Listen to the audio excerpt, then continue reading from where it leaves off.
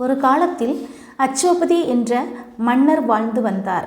அவருக்கு சாவித்ரி என்ற அழகான அறிவாளியான மகள் பிறந்தாள்.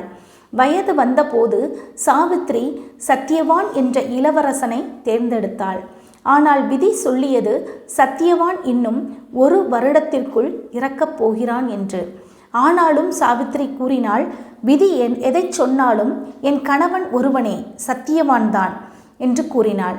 1 வருடம் கழித்து சத்தியவான் வனத்தில் மரத்தை கொய்து கொண்டிருந்த போது மயங்கி விழுந்தான்.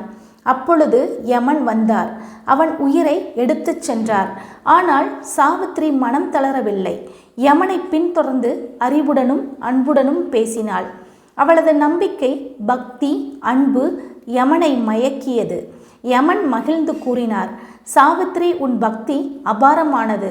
உன் கணவனின் உயிரை திருப்பித் தருகிறேன். சத்தியவான் உயிருடன் ஆனான். சாவித்ரியின் அன்பு மரணத்தையும் வென்றது.